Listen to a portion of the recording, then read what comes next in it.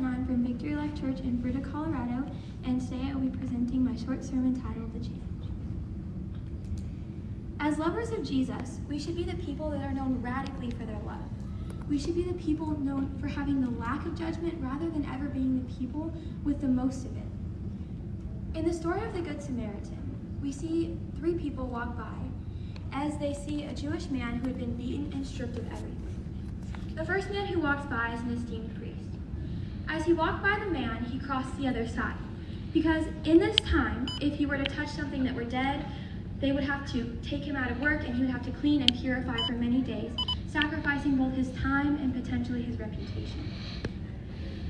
See, I think sometimes we get sort of like this priest.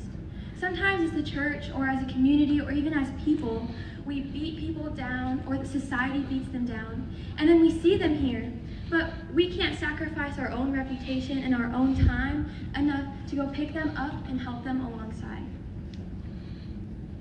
Sometimes our pride and religion and reputation all play into this, and James 4:11 says, "Don't speak evil against each other, dear brothers and sisters.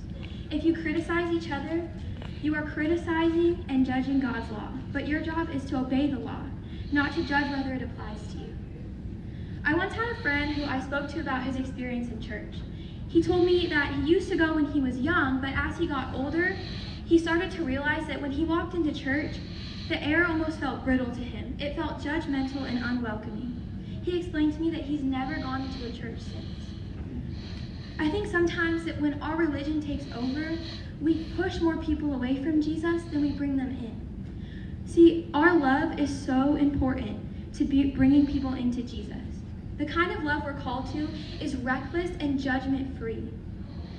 See, one thing I realized as I was working with this is that when we say that Jesus is perfect, that means in mind and in body. That means that while he was the most perfect, he was the Messiah, he was the most powerful above all else, he was still perfectly humble. He never looked down on someone. He never thought, I think I'm better than you and I'm gonna leave you here today. But yet still he picked people up, he brought them alongside him. This is the kind of love we're called to every single day.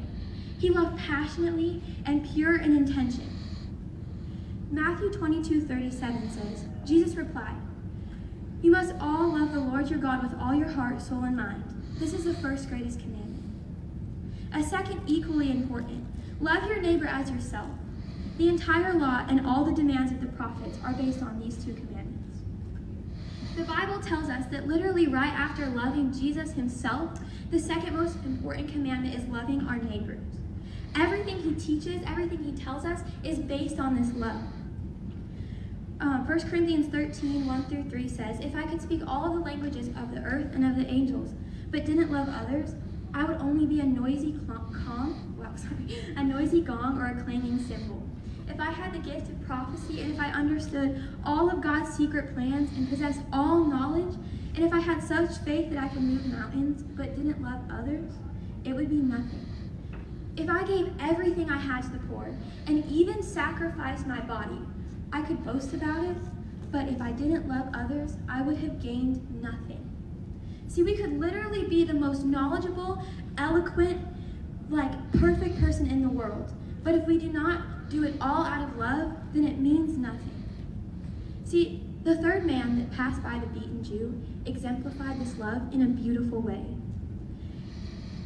In that time, the Samaritans and the Jews were rivaled in a way that it was known to both sides. So as the Jew was here beaten and stripped, he hated the Samaritan that came by to stop him, and the Samaritan knew that. I find this crazy because, if I saw someone on the side of the road but I knew they hated me, I don't know that my first reflex would always be to say, let me help you, pick you up, pay for everything you need. But this is what the Samaritan did with Jesus' love. Yet knowing all of this, he stops, he gives the Jew his shelter, he pays his debts, he takes him in. This is selfless and pure love. The Samaritan loved like Jesus loves us.